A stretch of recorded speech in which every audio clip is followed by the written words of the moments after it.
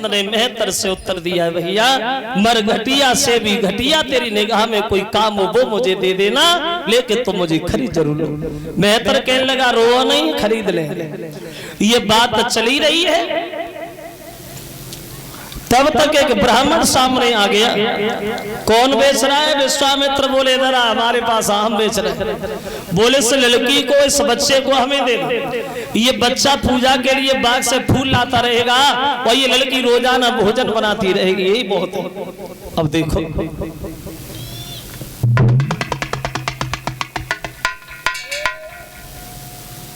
20 बार सोना मेहतर के घर से आया, 40 बार सोना ब्राह्मण लेके आया। वैसे तो पति और पत्नी तीनों प्राणी पास ही पास खड़े थे। जब कीमत पूरी हो गई तो हरिश्चंद्र मेहतर के पास खड़े हो गए और रानी तारा रोहितास ब्राह्मण के पास खड़े हो गए। कलेजा फट गया। हरिश्चंद्र कुछ नहीं बोल पाए, सिर्फ उनके मुंह से एक ही बात निकली, मेरे घर की गृहिणी तेरी जय हो। दुनिया भर में हर आदमी हर काम कर लेता है तारा, लेकिन अपनी पत्नी को कभी नहीं बेचता। ये हमें ही पहले एहसान जो हमने अपने मतलब के लिए तुम्हें बेच दिया तारा। तुम जहाँ रहना वहाँ सुखी रहना, कभी भूल के ये ध्यान न करना कि मेरी शादी भी किसी के साथ हुई थी। पत्नी ने जब ये कहा और पत्नी जब ये सुनती है तो दोनों हाथ जोड़ के विश्वामित्र से बोली, महाराज इतना अन्याय हम लोगों के ऊपर न करो। अगर तुम्हें हमें भेजना है, बेचना है तो एक ही जगह भेज दो, मैं बिना पति के दर्शन के जिंदा नहीं रहूंगी। विश्वामित्र बोले किसने का जिंदा रहो, दक्षिणा मिल गई, जिंदा रहो चकुआ में करो, हमें क्या करना। उठे वो चले गए। अब हरिश्चंद्र चले हैं मेहतर के साथ, तारा रोहितास जो है वो ब्राह्मण के साथ। क्या गुजरती होगी पत्र पत्नी को जब जबरदस्ती जुदा किया गया होगा। एक दूसरे की तरफ मुड़ मुड़ के देखते जा रहे। हरिश्चंद्र जब थोड़ी दूर निकले गए तो तारा से रुका नहीं गया। तारा दौड़ी आवाज लगाई, महाराज थोड़ी देर और खड़े हो जाइए, थोड़ी देर और रुक जाइए। और बोले कि जरा देर ठहरो राजन, बोली कि जरा देर ठहरो राजन, और तमन्ना यही अभी हमने जी भर पे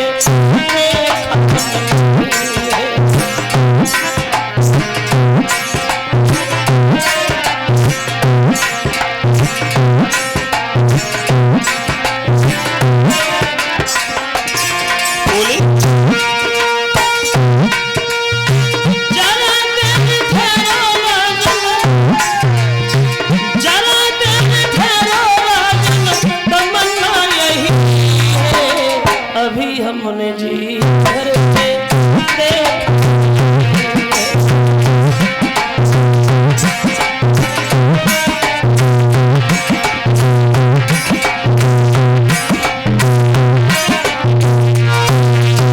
हरिश्चंद्र कहते तारा मोह जाल में पड़ना अब हमारा तुम्हारा अज्ञानपन है, चली जाओ। चली आई इधर ब्राह्मण के साथ हरिश्चंद्र मेहतर के घर पे चले। पूरी रात लेट करके विश्राम किया महाराज ने। सुबह जब हुआ है तो मेहतर सामने जाके खड़ा हो गया। क्या हो रहा है? बैठे हो? बैठने के लिए थोड़ी खरीदाया मैंने, 20 बार सोना दिया, वो भी सोने को नहीं काम करने को। ऐसे काम नहीं होगा। सुबह सुबह जल्दी जागो, झाड़ू लेके भागो, काशी की गलियां साफ कर गया और जल्दी आना, देर नहीं करना, हम तब तुम्हें दूसरा काम बताएंगे। अब हरिश्चंद्र काशी की गलियां साफ करने के लिए चले बाहर। देखिए वही राजा जो कभी हजारों प्रजा के लोगों पे आदेश करते थे, आज एक मेहतर की आज्ञा का पालन कर रहे।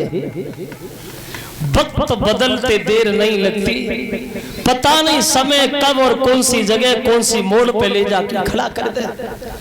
जैसे साल में मौसम बदलते हैं, ऐसे ही हर आदमी के जीवन में मौसम बदलते।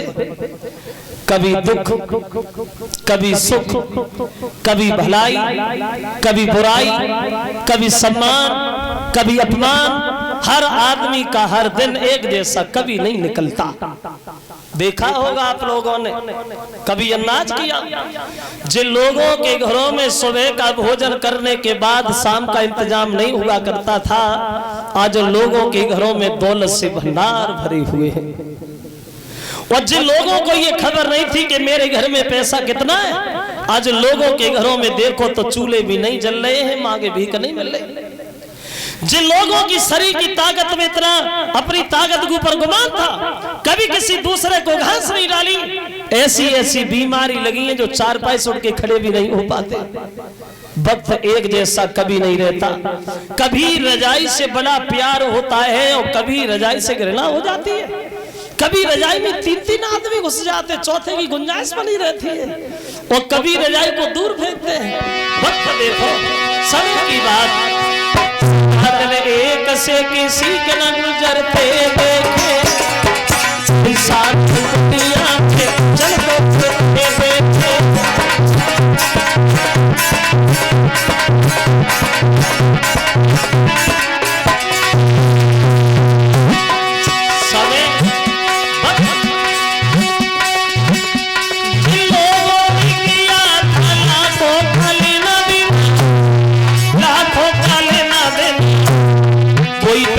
पैसा को हाथ में थक के देखे, सदा लेके से किसी न दे देखे।